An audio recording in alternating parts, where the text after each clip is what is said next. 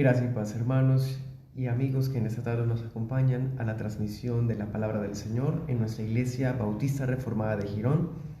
Les invito muy cordialmente a seguirnos en nuestro canal de YouTube bajo el mismo nombre y asimismo en la página de Facebook de nuestra iglesia local. Gracia y paz les sean multiplicadas. El Señor bendiga a todos aquellos que nos acompañan como siempre, muy constante y puntualmente, compartiendo el link si les parece.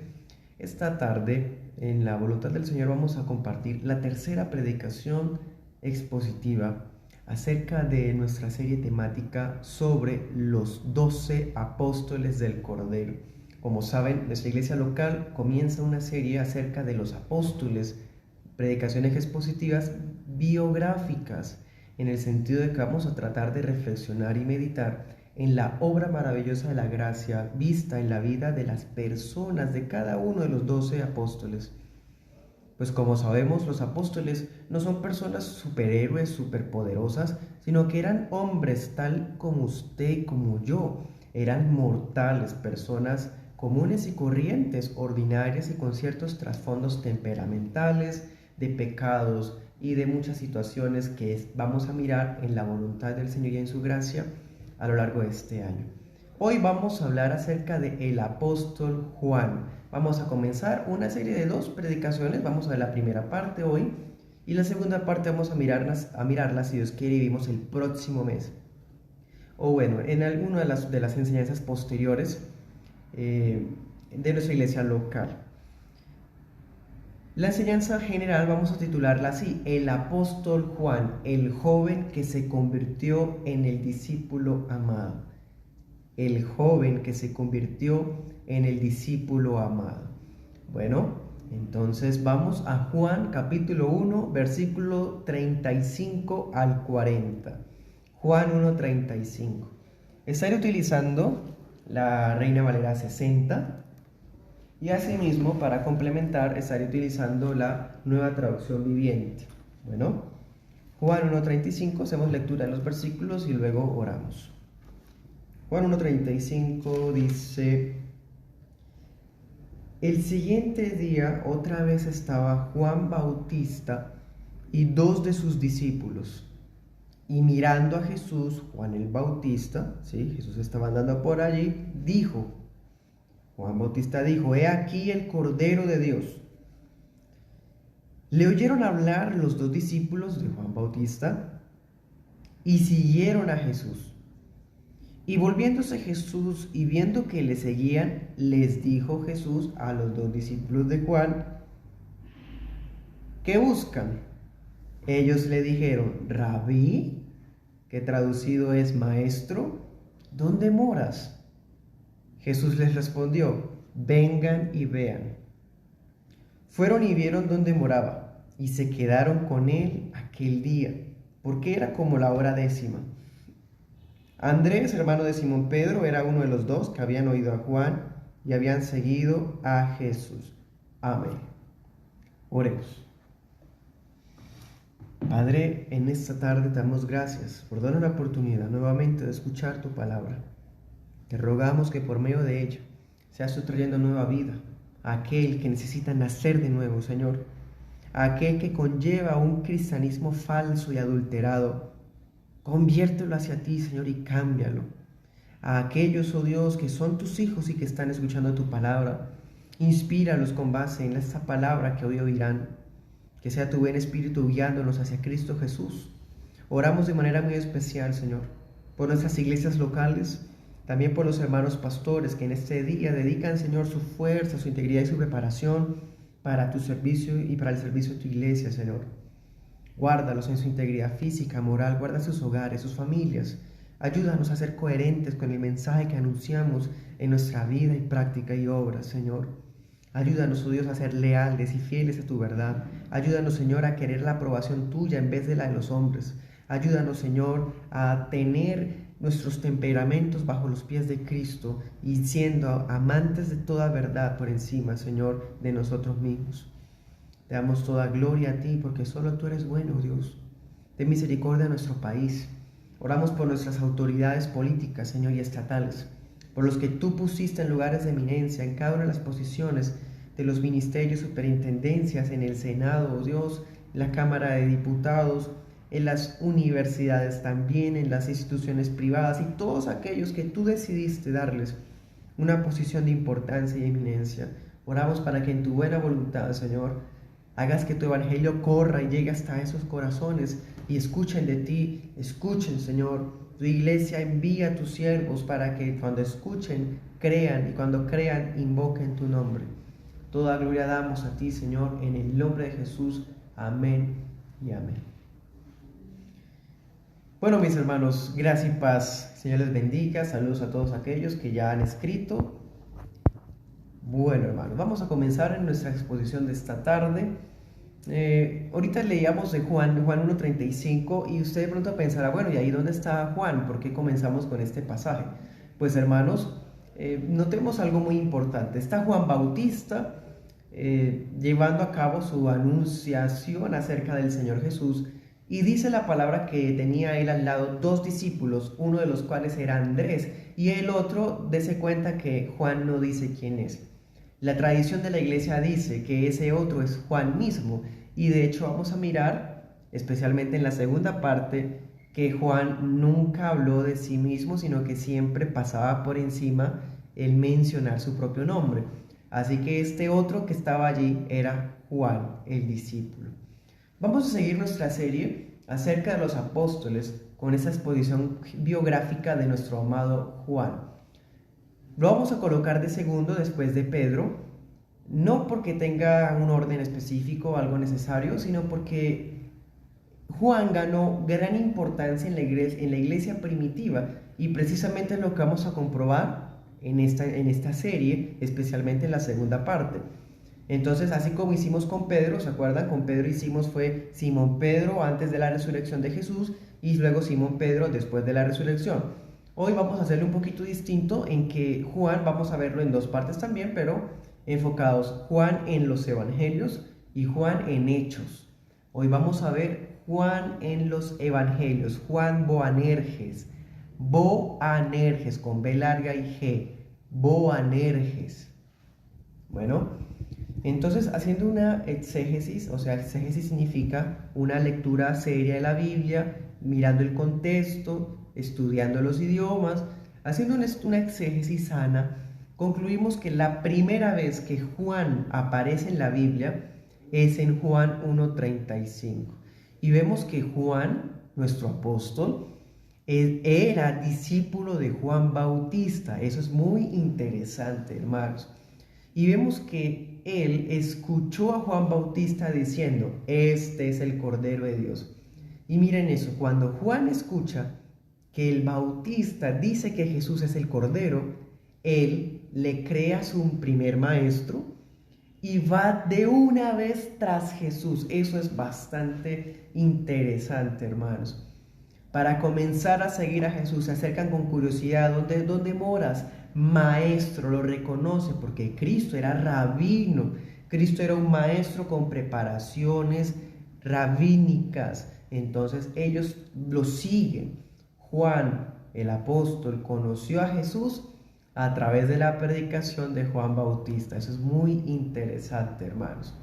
Y bastó esta sola enseñanza. Este es el Cordero de Dios, para el querer ir tras el Señor de toda verdad. Amén.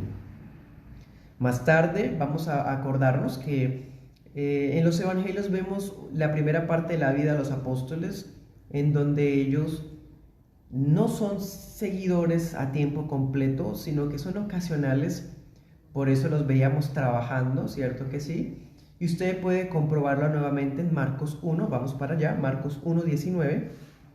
Este suceso de Juan 1 ya había acontecido antes, pero todavía no eran discípulos de tiempo completo. Por eso vemos en Marcos 1:19 lo siguiente. Marcos 1:19. Encontramos esto. Pasando Jesús de allí un poco más adelante, vio a Jacobo, hijo de Zebedeo, y a Juan, su hermano, también ellos en la barca que remendaban las redes.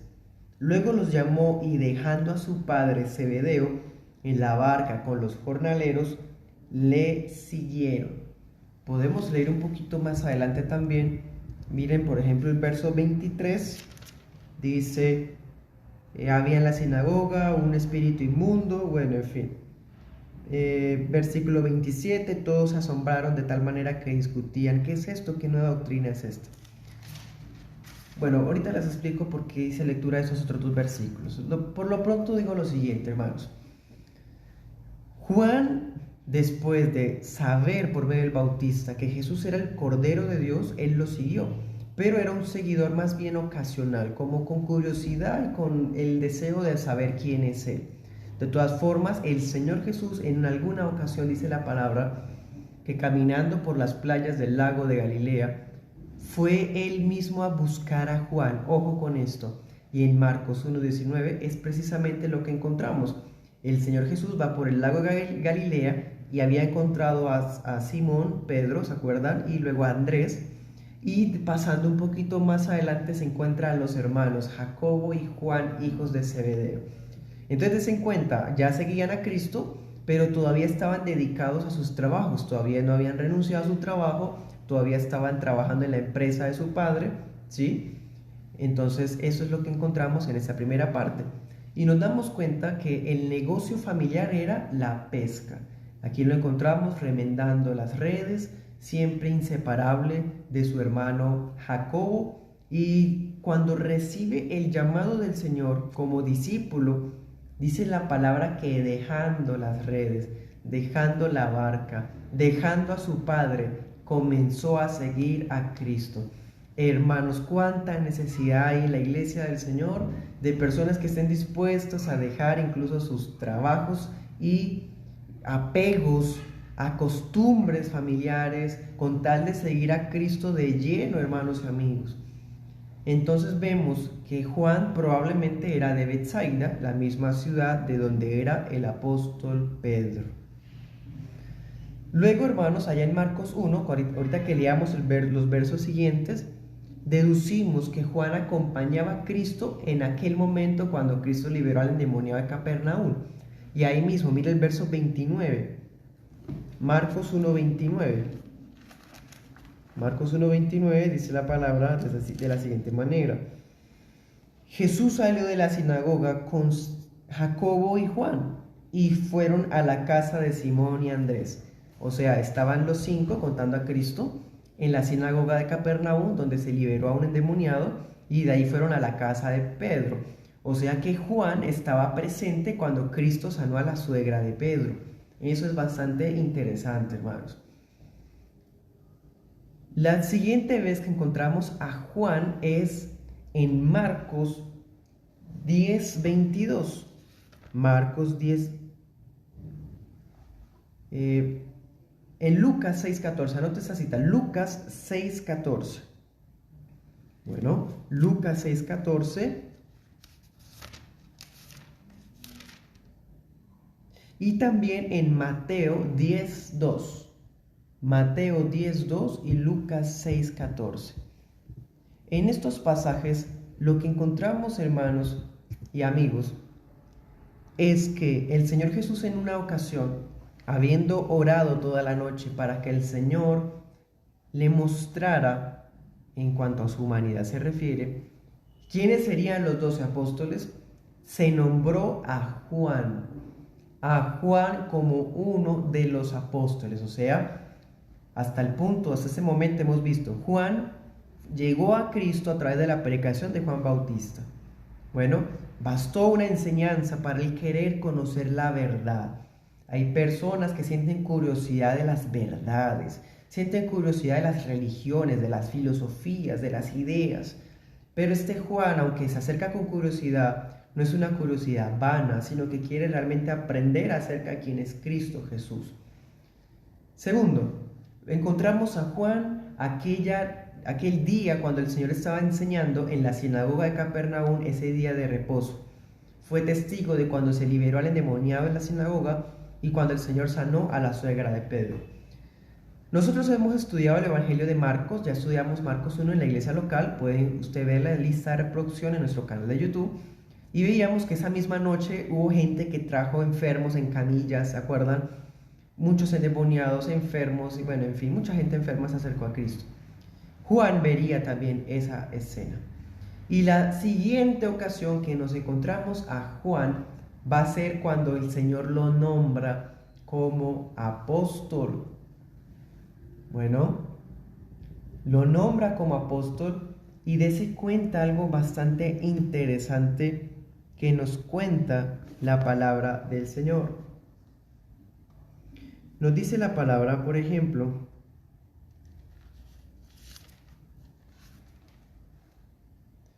en el Evangelio,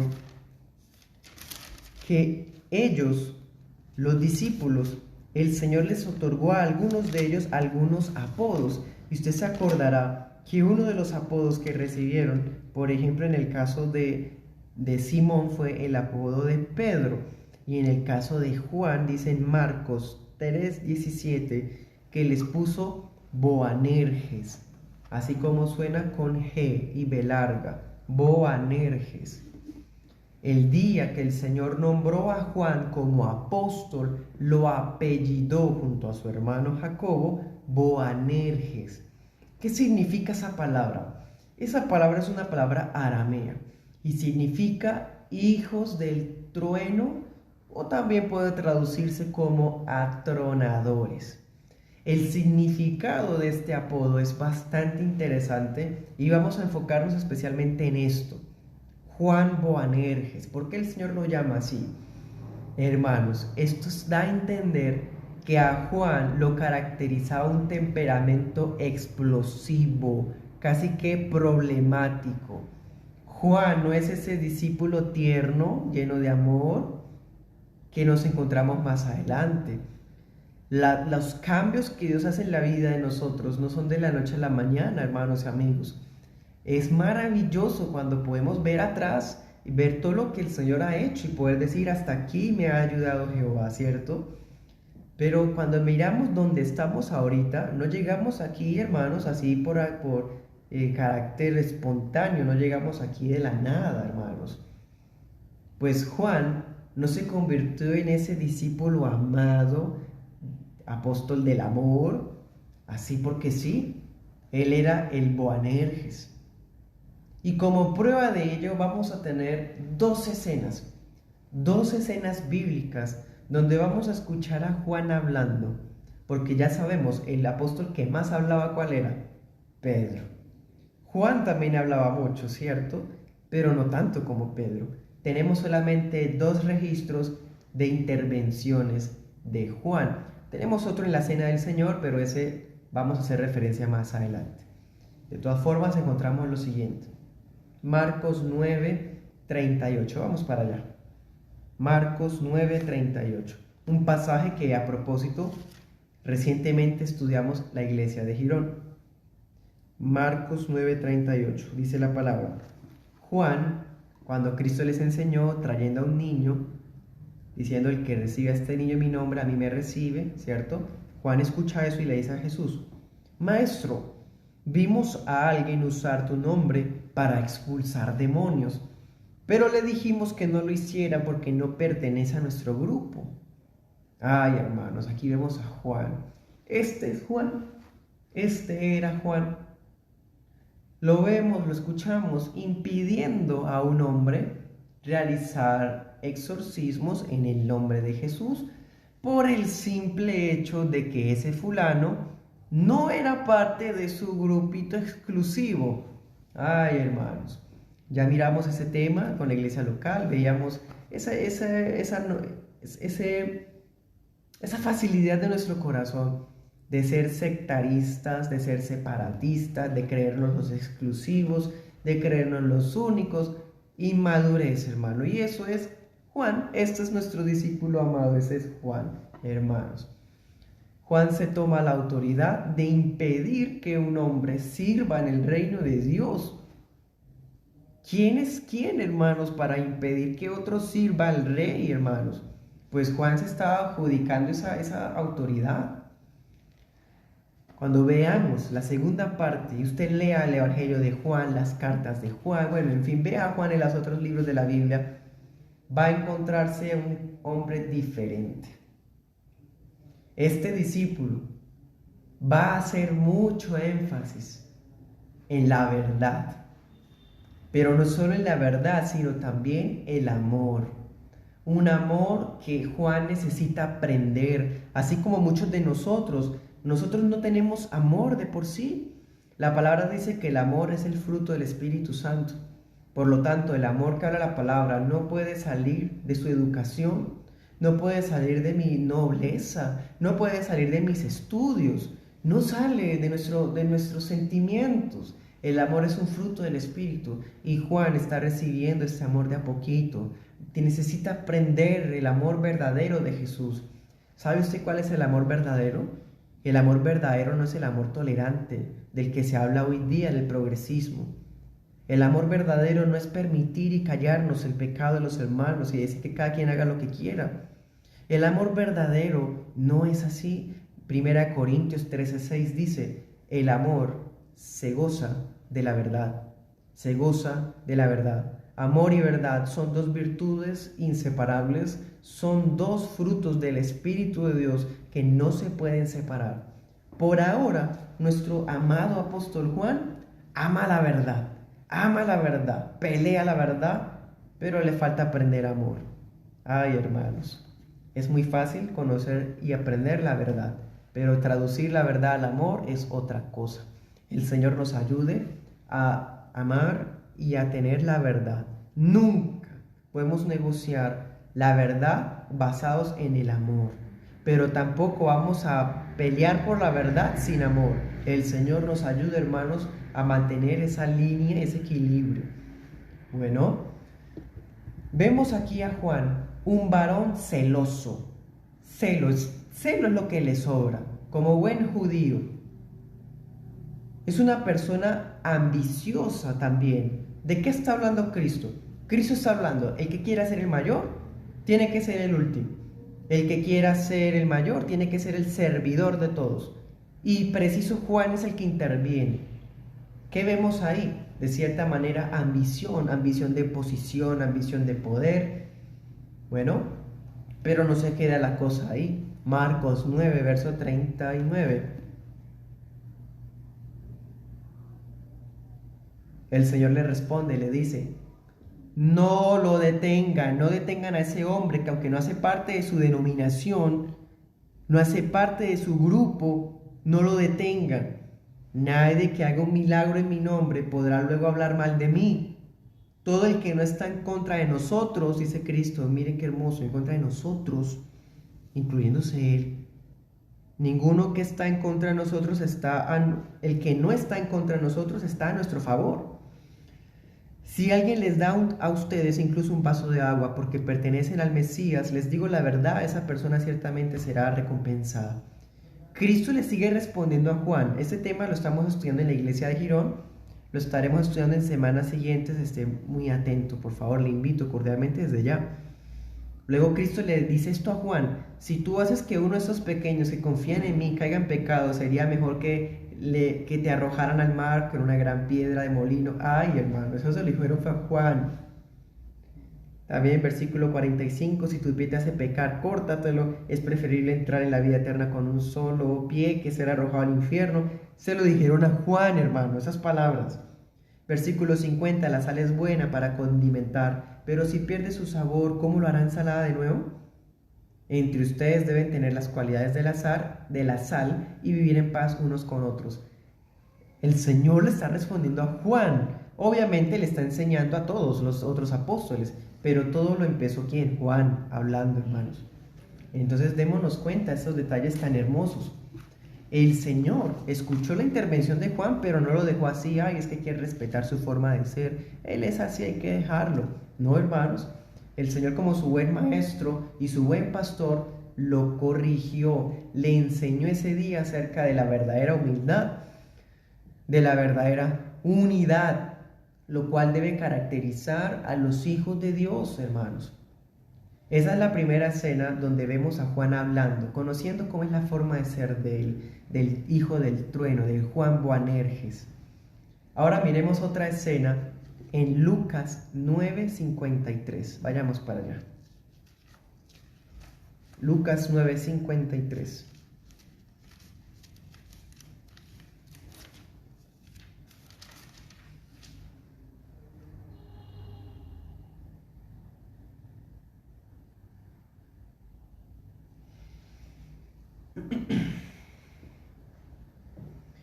Dice, los samaritanos no quisieron recibir a Cristo en su aldea. Entonces, como no le recibieron porque vieron que iba camino a Jerusalén, versículo 54, viendo esto sus discípulos Jacobo y ¿quién? Y Juan, ¿qué le dijeron a Cristo? Señor, ¿quieres que mandemos que descienda fuego del cielo como hizo Elías y los consuma? Ay, hermanos, dese cuenta algo. Mire el verso 49 dice, respondiendo Juan, dijo, Maestro, hemos visto a uno que echaba fuera demonios en tu nombre. Fue ese mismo día, hermanos, el mismo día que el Señor que él habló de que había un fulano echando demonios por allá y que él lo había tratado de impedir. Cristo le responde, ese mismo día, hermanos, volvemos a escuchar a Juan con otra vez la misma actitud. ¿Y qué decía Juan junto con su hermano Jacobo? Señor, no nos recibieron la palabra, nos da mucho celo que se atrevan a negarte. ¿Cómo es que no te recibieron en la aldea? Vamos a declarar que descienda fuego del cielo, Señor, como hizo Elías. Hemos hecho milagros. Tú viste caer del cielo a Satanás como un rayo. Hemos sacado demonios, ¿cierto? Podemos descender fuego del cielo. Hermanos y amigos, démonos cuenta de esto. Juan le propone al Señor hacer descender fuego del cielo contra los samaritanos que estaban rechazando la predicación de Cristo. Y eso estaba ocurriendo en el mismo contexto de la escena anterior. Por un lado, vamos a notar algo interesante. Juan siente que tiene el respaldo de Dios suficiente para hacer una obra como la que hizo Elías. Eso es impresionante. Él no está jugando, él está diciendo la verdad. ¿Tendría autoridad? Hermanos, no sabemos, pero seguramente siendo apóstol podría haberlo hecho. ¿Cierto que sí? No sabemos, hermanos. De todas formas, él cree que el Señor está con él y él sabe que puede lograr esa hazaña tremenda. Pero vemos el otro lado, hermanos, que realmente no podemos ignorarlo. Él es orgulloso. Y como son samaritanos, usted debe saber que los judíos y los samaritanos no se llevaban bien. Los judíos sentían aversión de los samaritanos, porque los samaritanos eran como un mestizaje entre judíos y gentiles. Y los judíos sentían que ellos eran de raza pura. Entonces vemos aquí a Juan orgulloso, sí, pero también nacionalista. No le importa la vida de esos samaritanos inmundos, de esos extranjeros, esas personas. Vemos una actitud nacionalista, hermanos, bastante lamentable. Y a ese celo, a ese orgullo nacionalista, sumémosle celo. Hermanos, eso es una combinación horrible, porque supuestamente es un celo por el evangelio, pero realmente es un celo por la nacionalidad. Qué lamentable. Quiso destruir almas. Qué triste, hermanos. ¿Qué otras características vemos aquí en nuestro hermoso y amado Juan? No solamente es un hombre con actitudes sectaristas, sino que estamos viendo que es un hombre intolerante, es un hombre tosco, es un hombre, hermanos, que realmente es un hijo del trueno. ¿Se dan cuenta, Boanerges? Pero tampoco el Señor lo dejó así como así. Versículo 55. Cuando Cristo escucha la intención y el deseo de Juan y Jacobo, Cristo se voltea y les dice: ustedes no saben de qué espíritu son. El Hijo del Hombre no ha venido para perder las almas de los hombres, vino fue a salvarlas. Hermanos, ese día, cuando Juan escuchó la primera reprensión, cuando dijo no lo detengan. La segunda reprensión, cuando le dice el Señor, ¿no saben ustedes de qué espíritu son? Yo no vine a perder almas, vine a salvarlas. Cuando Juan escuchó esas dos reprensiones, vamos a darnos cuenta que la vida de él nunca más fue igual. El cambio en Juan empezó a partir de ese día, hermanos. Recibe la palabra y la palabra cala en su corazón. Vamos a ver a Juan una transformación en su corazón desde ahí, desde aquella ocasión. De todas formas, el cambio, vuelvo e insisto, no es de la noche a la mañana. De hecho, vamos a mirar otra escena bastante fuerte. Anote la cita, Mateo 20:20.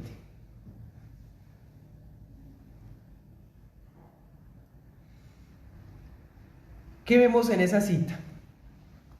En cierta ocasión, la señora madre de Juan, Salomé, María Salomé, que por cierto fue una de las primeros testigos de la resurrección, de acuerdo a Mateo 27, muy interesante.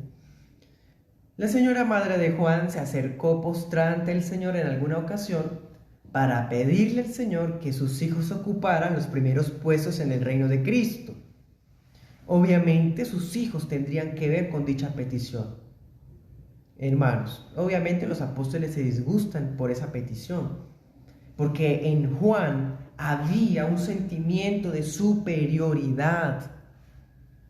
Esa actitud que tenemos por naturaleza de que nos encantan los privilegios y que los privilegios sean solo para nosotros y que permanezcamos en los privilegios. Pues Juan aspiraba a ser por lo menos la mano izquierda de Cristo. Eso sí, vemos que Juan siempre estuvo con su hermano, todo con su hermano. De pronto Jacobo quería ser la mano derecha. Entonces Juan, como buen hermano menor, quería ser entonces la izquierda. Pero superior sí se creía, hermanos. Además recordemos que recién habían visto a Cristo transfigurado. Ay, hermanos. A Pedro le habían dicho, apártate de mí, Satanás. O sea, si a Pedro le dicen así, apártate de mí, Satanás, ellos tres habían visto en el monte de la transfiguración a Cristo, pues entonces realmente los más superiores son Jacobo y Juan. Ellos creerían eso en su mente y dirían, nosotros vamos a ser los más importantes de todos. Ay, hermanos, qué lamentable. Cristo también los exhorta. Cristo les dice, ustedes no saben lo que están pidiendo. Eso no me toca a mí darlo. Eso lo va a dar el Padre, pero ustedes van a beber también de la copa que yo beberé. Claro, hermanos, eso lo veremos en la segunda parte. Igual que todos los apóstoles, ellos debían dar su vida por el Evangelio de Cristo. Sigamos adelante. A pesar de todo esto que hemos visto, de este Juan Boanerges, que está perdiendo poco a poco amor, poco a poco humildad, a pesar de todo esto, vamos a ver que Juan sí estaba dentro del círculo más íntimo de discípulos de Jesús. Anote las citas bíblicas, Marcos 9:2, Lucas 8:51 y Mateo 26:37. Tres escenas. Primera escena. El Señor tomó a los tres principales, que ya hemos hablado de ellos, que entre los cuales estaba Juan, los llevó para que lo acompañaran a orar. Y allá orando en ese monte, Cristo cambió sus vestiduras, se tornaron resplandecientes como el sol. Cristo mostró su deidad. Juan la vio. Y por cierto, ¿se acuerdan? Cristo les dijo, no le cuenten esto a nadie hasta que resucite. Juan supo guardar ese secreto, bastante interesante. La segunda escena, Lucas 8:51. Juan estaba en la habitación donde Cristo resucitó a la hija de Jairo. Ahí estaba Juan viendo esa señal impresionante, como testigo. Y la tercera escena, que está en Mateo 26:37, vemos que Juan acompañó a Cristo cuando Cristo estaba angustiado en el Getsemaní. Cuando la palabra dice que él oraba y sudaba gotas de sangre, ahí estaba Juan viendo eso, ese momento. Juan escuchaba las oraciones de Jesús. El Señor les dejó ver su aflicción esa noche. Juan, hermanos, estaba entonces dentro de los discípulos más importantes de los 12 apóstoles. ¿Se dan cuenta? Qué privilegios tan hermosos. Pero qué lamentable es que utilicemos los privilegios que el Señor nos otorga, con sus bendiciones, con sus dones y talentos para nosotros, y con base en esas cosas que recibimos, sentimos que somos mejores que otros. Qué lamentable, hermanos. La palabra dice: ¿de qué te jactas como si no lo hubieras recibido? Si tú también lo recibiste. Más bien de lo que tenemos de gracia, de gratis, démoslo también de gracia, hermanos. Bueno, sigamos en nuestros relatos sobre Juan. Como vimos en la segunda parte, cuando hablamos de Pedro, Pedro y Juan andaban juntos muy seguido. Y vemos eso desde Lucas 22:8. Lucas 22:8. En esa cita bíblica se nos dice que el Señor Jesús mandó a Pedro y a Juan a que prepararan el lugar donde celebrarían la cena del Señor. Ellos organizaron las mesas, organizaron el cordero pascual, organizaron las especias aromáticas, el vino, organizaron los cánticos, la posición de la mesa. Todo eso lo hicieron. Pero ¿se acuerdan que mirábamos en aquella ocasión? A ninguno de los dos se le ocurrió quién era el que iba a lavar los pies.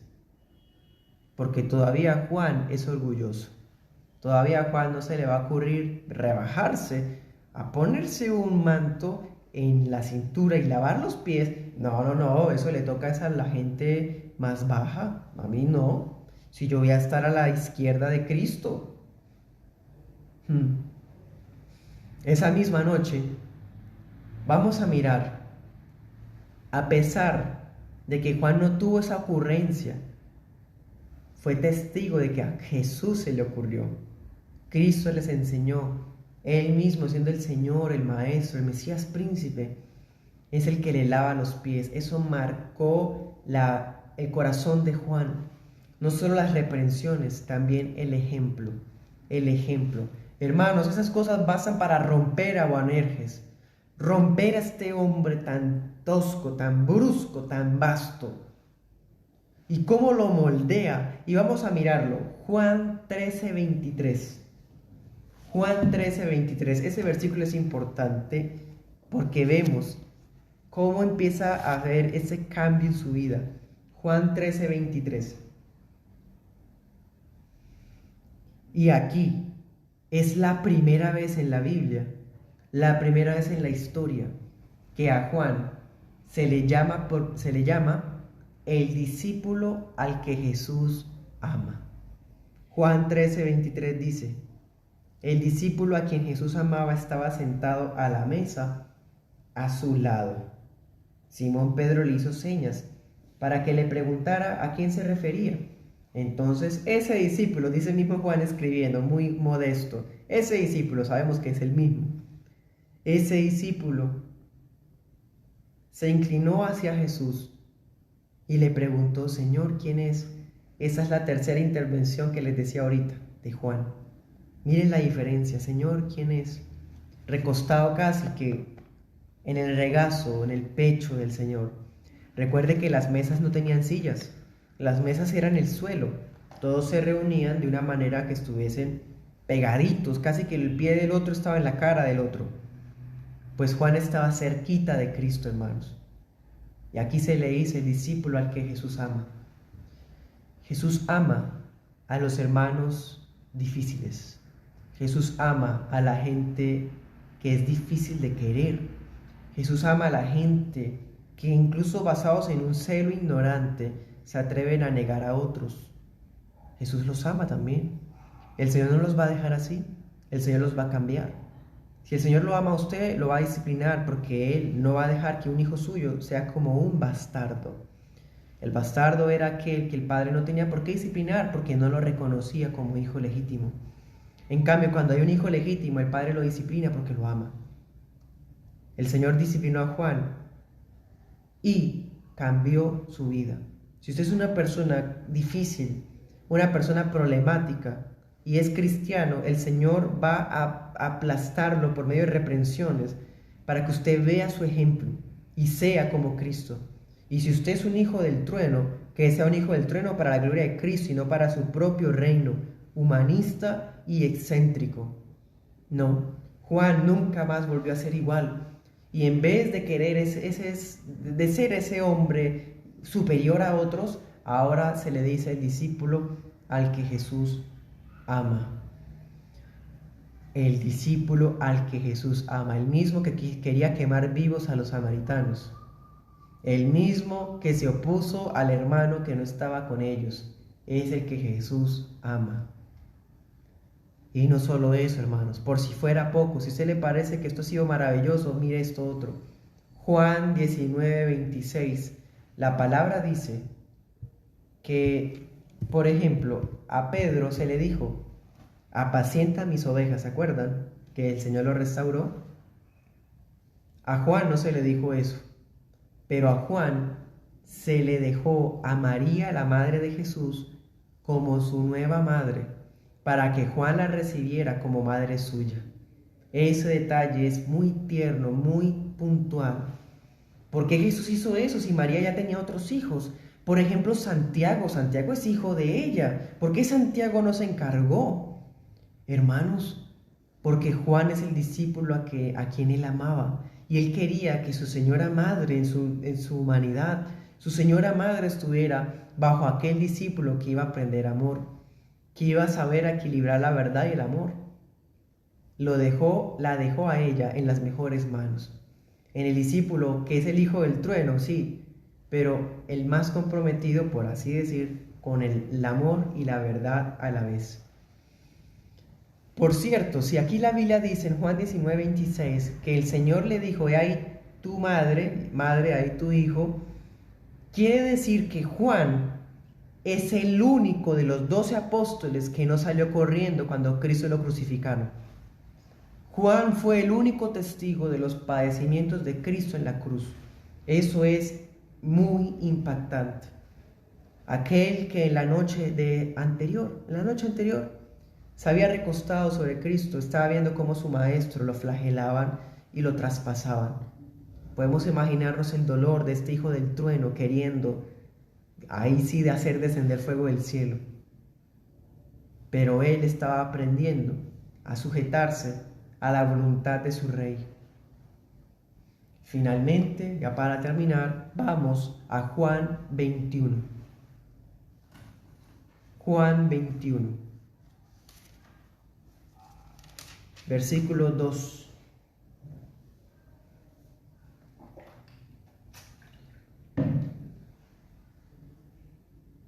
Dice: aquella ocasión cuando Pedro estaba desanimado y pareciera como si quisiera volver a sus trabajos de antes, pues Pedro arrastró consigo, por así decir, a Juan también. Miremoslo.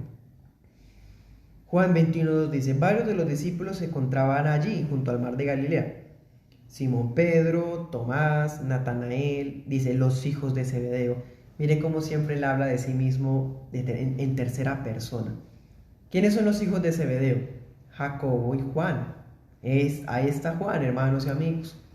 Entonces, en una de las apariciones del Señor resucitado, no solamente aquella vez que se reunió y estaban los 10, la otra vez que estaban los 11 cuando Tomás puso el dedo en la llaga, y esta tercera ocasión también, cuando Cristo aparece en la playa, mientras ellos estaban pescando, Cristo estaba en la playa, ahí estaba Juan. De hecho, mire el versículo 7. Entonces, el discípulo a quien Jesús amaba le dijo a Pedro: es el Señor.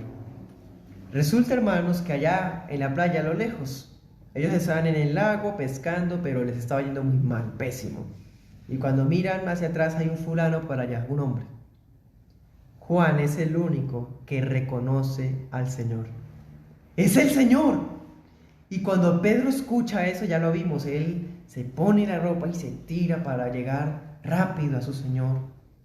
Pero fue Juan el que lo reconoció.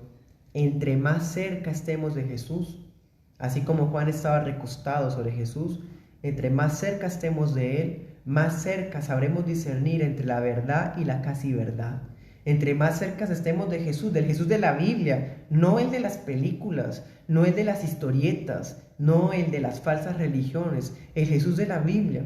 Entre más cerca conozcamos a Cristo bíblico, más podremos reconocerlo a lo lejos. Su silueta, su voz, su forma de ser, lo que le agrada, lo que lo goza, lo hace gozarse.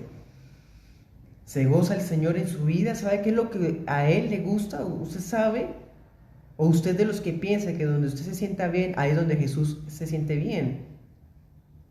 La vida no debe girar alrededor de sus sentimientos, sino debe girar alrededor de la palabra de Dios. Cuando Juan vio, también miremos versículo 20, allá mismo, Juan 21:20, dice: Pedro se dio vuelta y vio que detrás de ellos estaba el discípulo a quien Jesús amaba, el que se había inclinado, la aclaración, ¿no? El que se había inclinado hacia Jesús durante la cena para preguntarle: Señor, ¿quién va a traicionarte? ¿Sí? Pedro le preguntó a Jesús: Señor, ¿y qué va a pasar con él? Jesús contestó: si quiero que él siga vivo hasta que yo regrese, ¿qué tiene que ver contigo? En cuanto a ti, sígueme. Así que entre la comunidad de creyentes corrió el rumor de que ese discípulo no moriría. Pero eso no fue en absoluto lo que dijo Jesús. Él solamente dijo: si quiero que él siga vivo hasta que yo regrese, ¿qué tiene que ver contigo? Ese discípulo es el que da testimonio de todos estos sucesos y los ha registrado en este libro, y sabemos que su relato es fiel. Amén, hermanos. ¿Se da cuenta que está ocurriendo ahí? ¿Se acuerdan que ese día Cristo vino solamente para restaurar a Pedro? Pues cuando Cristo ya había restaurado a Pedro, iban caminando juntos por la orilla de la playa. Y Pedro voltea y resulta que atrás viene Juan, porque quiere estar siempre cerca de Cristo, hermanos. Y se acerca y Pedro: Señor, ¿y qué de este? La pregunta de Pedro es un poco extraña. Pero hermanos, es que está en un momento en privado y Juan quiere seguir estando con Cristo, quiere aprovechar, hermanos. Cristo a veces aparecía, luego lo veríamos ascendiendo, tenía que aprovechar cualquier momentico para estar con Cristo. Bueno, entonces dice la palabra que el Señor le responde: y si quiero que Él esté hasta que yo venga, ¿a ti qué? Hermanos, pues los cristianos pensaron, los primeros cristianos, que era que Juan nunca iba a morir. No, eso no es lo que estaba diciendo. Lo que estaba diciendo es que Juan iba a ser testigo de la gloria de Dios, del reino de Dios, de una manera muy especial. Y eso lo vamos a ver en la siguiente enseñanza de esta serie en próximas ocasiones. Por último, les digo, Juan fue el que escribió el Evangelio de Juan, primera, segunda, tercera de Juan. En otras palabras, Juan es quizás el segundo autor más prolífero, o sea, el que más escribió en todo el Nuevo Testamento. Juan escribió el Evangelio para que creyendo tenga vida eterna, para que usted crea en Jesús, que Jesús es el Señor, que Jesús es la vid, que Jesús es la luz, que Jesús es la resurrección y la vida, que Jesús es el que había de venir. ¿Cree usted en el Señor Jesús? ¿Va a creerle al testimonio que Juan apóstol le da? ¿O va a desechar el testimonio que Juan da? ¿Usted? Toda gloria sea para el Señor, porque todas estas obras hermosas no pretendemos resaltar a un varón, quien también fue un hombre común y corriente, sino ver no solamente la gracia de Cristo en la vida de Juan, sino también que Cristo transforma la vida de la persona más dura, de la persona más problemática, de la persona más sectarista también, y nos vuelve personas de verdadero amor, de amor y verdad conciliadas, personas que quieren estar cerca de Cristo, que lo reconocen a lo lejos, que tienen un compromiso firme con la verdad, pero también aprenden dulzura a preservar a las almas, a no perderlas, a respetar las iglesias locales y no a imponerse sobre otras iglesias o opinar de otras iglesias, obviamente sanas, no me refiero a sectas que se dicen ser iglesias. Bueno, entonces, hermanos, amigos, ese es el Señor nuestro Dios, y que en todos nosotros seamos los discípulos que Él ama. Oremos.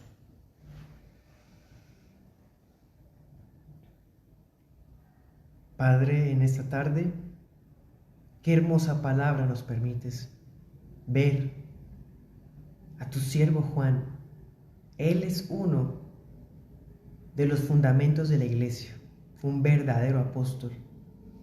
Él es uno cuyo nombre estará escrito en las columnas de la Nueva Jerusalén.